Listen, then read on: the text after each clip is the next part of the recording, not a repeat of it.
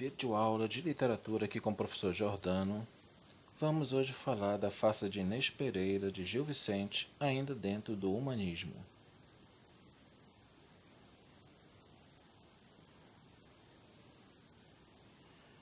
Então, o que a gente tem que saber? Que é uma farsa que trabalha o lado satírico, não se portando necessariamente com caráter, com ações de caráter ou convencionalidades da sociedade. Tudo aquilo que é comum não é o ponto de vista do Gil Vicente nessa peça. Okay? Como enredo, é uma comédia de caráter de costumes que retrata a vida doméstica e envolve tipos psicologicamente bem definidos.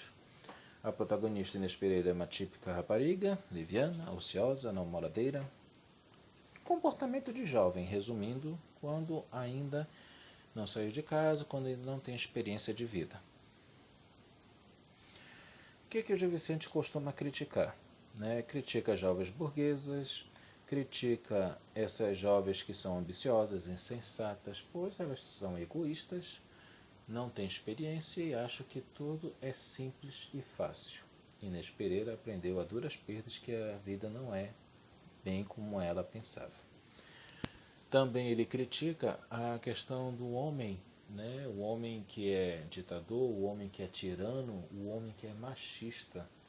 O antagonista da história representa todas essas características negativas do homem. Também, claro, tem dois tipos de personagens que não faltam em nenhuma peça do Gil Vicente. Algum tipo de fofoqueira e o pessoal da igreja. Então, toda peça tem isso daí. A fofoqueira é aquela que transita entre as classes socioeconômicas, entre burguesia e plebeus, os pobres, por assim dizer, da sociedade portuguesa, e os religiosos para representar a igreja, que sempre foi alvo devido a ele ser muito religioso. Além disso, claro, tem o herói, existe o herói da história, só que esse herói, ele é, vamos dizer assim, sacaneado pelo Gil Vicente, porque ele apresenta tudo que um herói precisa, porém é ridicularizado pela sociedade, pelas personagens e, claro, pela sua amada Inês Pereira, que faz ele de gato e sapato. Mas o que chama mesmo a atenção é a questão da mentalidade medieval e pré-renascentista que é presente dentro da obra, dentro das falas, dentro do comportamento, da trama como um todo. Gil Vicente fez questão de trabalhar isso como crítica. Agora, quanto à estrutura da obra, vamos lembrar que ela é dividida em três partes. A parte Inês fantasiosa, em que ela ainda é ignorante na situação.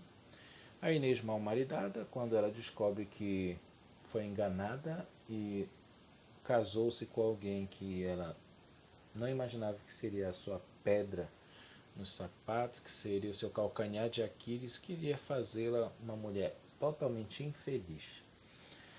E na terceira é Inês Kitty desforrada, é quando ela consegue se livrar desse estorvo que foi o primeiro marido, casa com o Pero, que era o homem que sempre se declarou apaixonado por ela, só que ela fica com ele apenas por causa da sua situação econômica. Ela já se relaciona, o segundo casamento dela já não é por questão já de procurar o melhor pretendente a nível de amor, mas principalmente alguém que a sustente. Essa é a grande questão, é o grande exemplo que ela dá nessa terceira fase, em que ela não acredita mais no amor devido à experiência negativa que teve no primeiro matrimônio, e quando entra no segundo já entra com a cabeça feita que ela está ali apenas para curtir a vida, ser ela mesma, e não se debater com questões moralmente expostas ou forçadas pela sociedade. Ela quebra tudo isso.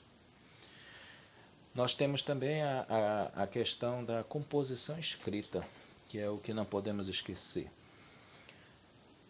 As peças de Gil Vicente, por serem texto teatral, elas vão trazer rubricas, que, para quem não sabe, rubricas são dicas que o autor da peça deixa para o ator, aquele que vai encenar, dando dicas de como ele pode se apresentar ou como ele pode entrar na cena, né, para representar seu personagem.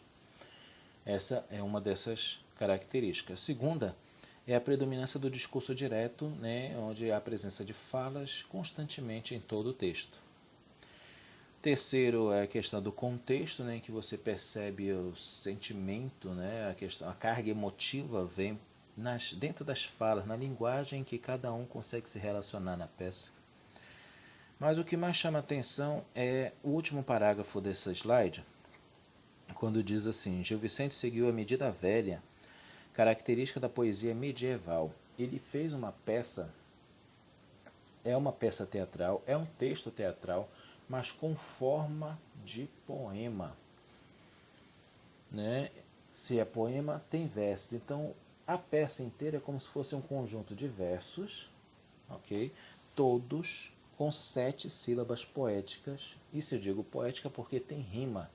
Então, todo texto é lírico também, ok? Então, para a gente exemplificar, eu trouxe aí alguns trechos do texto para a gente começar a analisar, né, essas coisas que eu acabei de dizer. Nós temos aqui a presença não do narrador, não há uma descrição com o termo narrador na peça teatral, há marcas de narração, como a gente vê aqui. Aqui vem Pero Marques, vestido como filho de lavrador rico, com um gabão azul deitado ao ombro, com um capelo por diante, e vem dizendo. Então, é a presença de narração.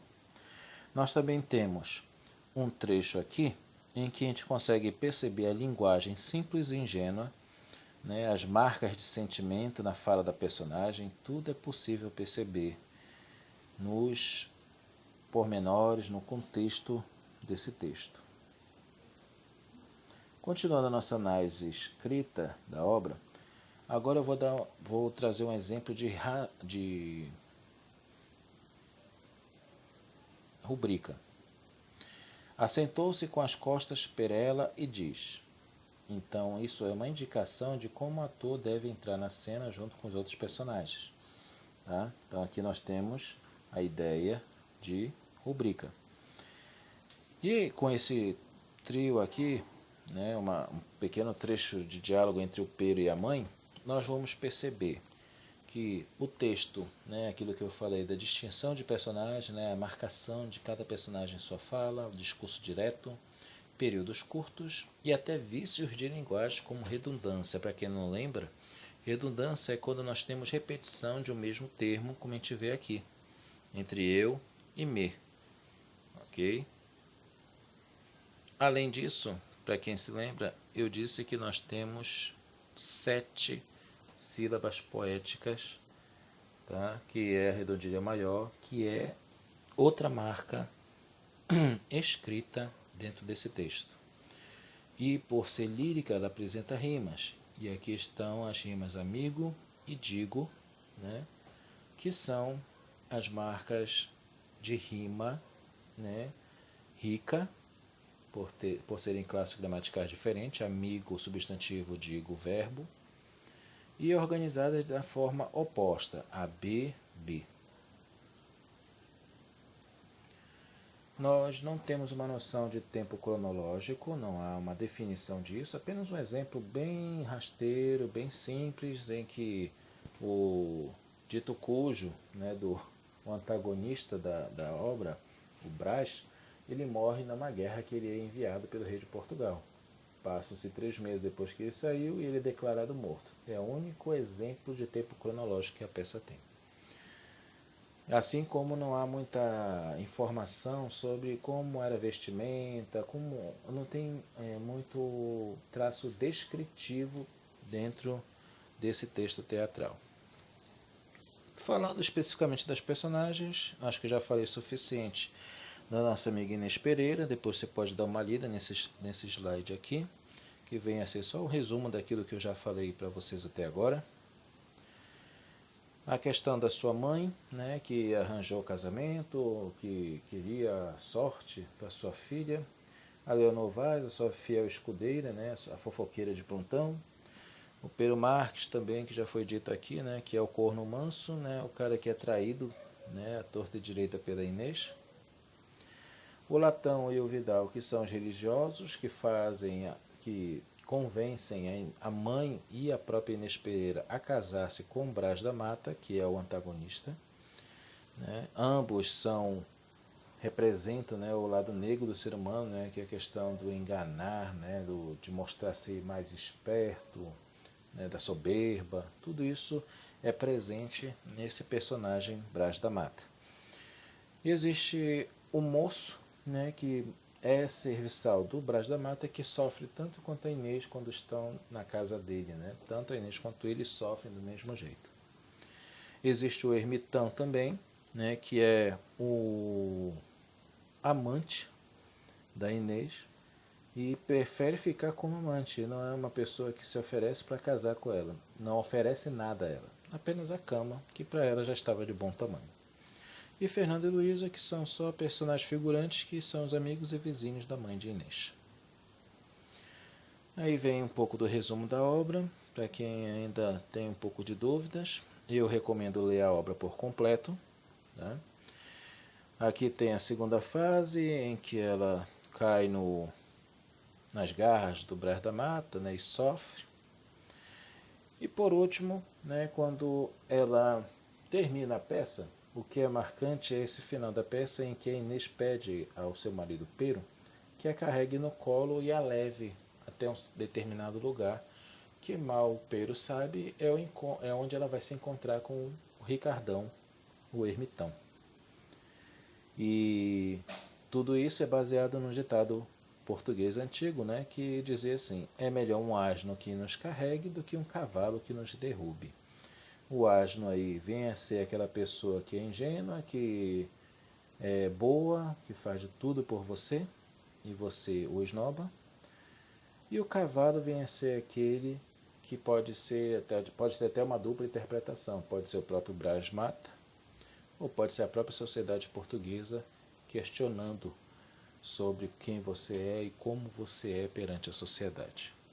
Espero que tenham gostado. Até a próxima aula. Valeu, galera!